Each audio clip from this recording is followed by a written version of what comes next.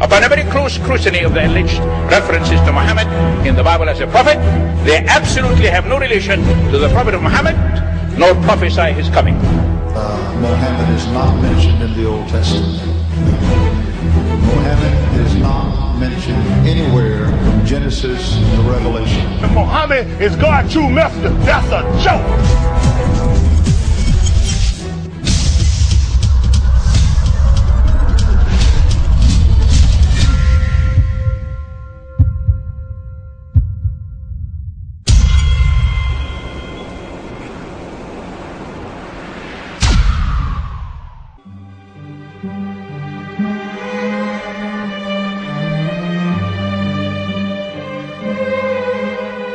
Lo, we inspire thee as we inspired Noah and the prophets after him, as we inspired Abraham and Ishmael and Isaac and Jacob and the tribes, and Jesus and Job and Jonah and Aaron and Solomon, and as we imparted unto David the Psalms.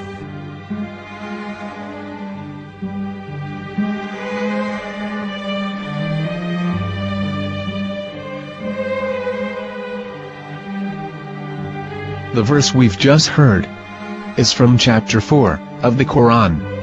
In the verse, God is affirming to humanity that Muhammad is indeed the recipient of a divine guidance, just as Noah, Abraham, and the rest of the prophets.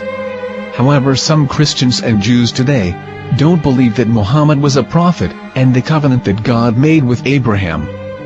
And since the Quran is not their book of authority, in this video I'm going to show you that the book you're holding in your hands contains the name off the seal of prophethood, the Prophet Muhammad.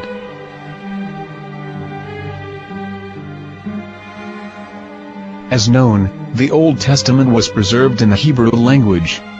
In the 5th chapter of the Shir HaShirim, which is one of the 5 Megillat or sacred scrolls that are part of the Hebrew Bible, or for short the Song of Solomon, as Christians know it today. That chapter is discussing someone. Jews will say it is discussing Solomon, while Christians will say it is discussing Jesus. Considering this is the Songs of Solomon, it would seem logical that it is discussing Solomon. The verses, describing this mystery man, have the narrator's speech conjugated in the feminine, meaning it is a woman who is describing this man. So it is possible that it is one of Solomon's wives discussing her husband Solomon. However, Christians assert that Jesus is being discussed, and that the chapter is describing a man who was not yet alive at that point. A prophecy.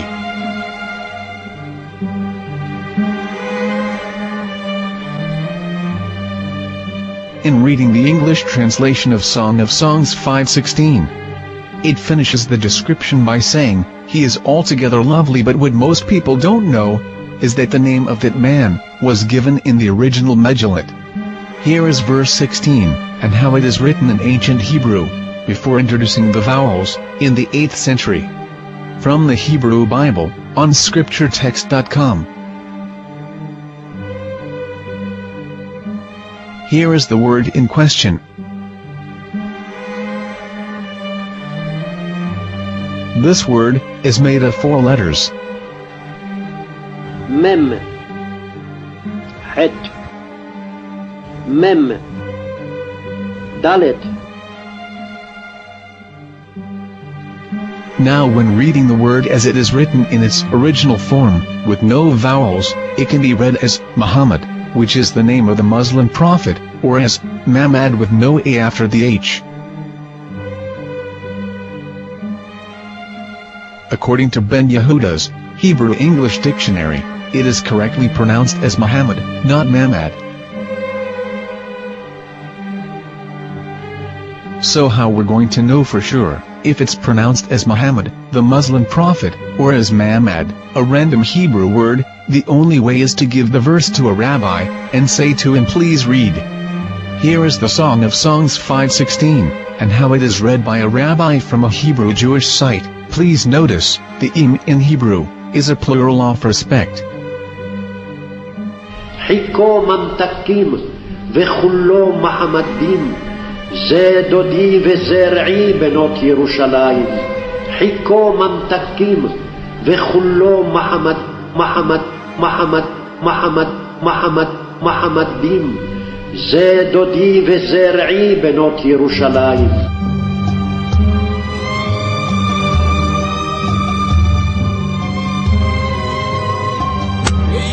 Coming out from the darkness, there are no other gods but God, and Mohammed is his messenger.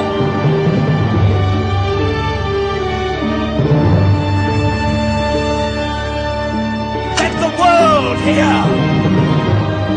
חיקו ממתקים וכולו מחמדים, זה דודי וזרעי בנות ירושלים.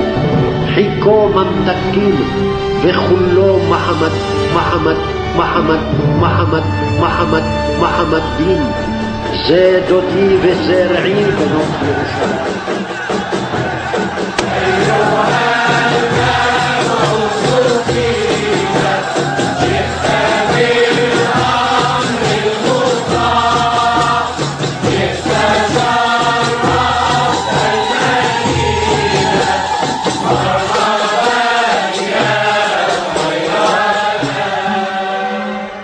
Here is the famous SDL translation tool, which includes a professional human translation, as well as an online translation.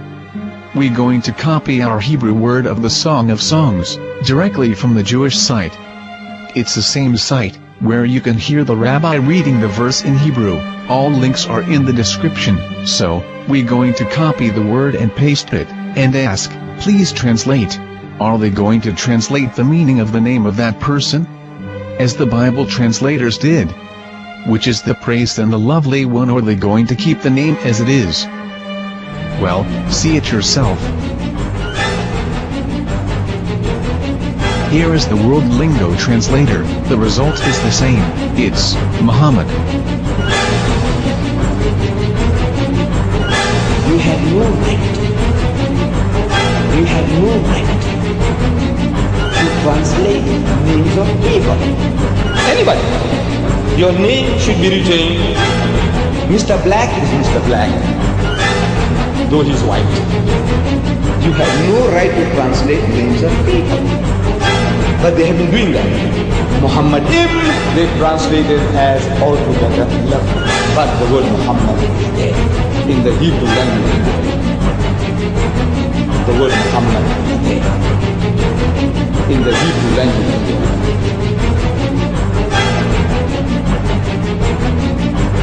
I will tell you a story from my own personal experience.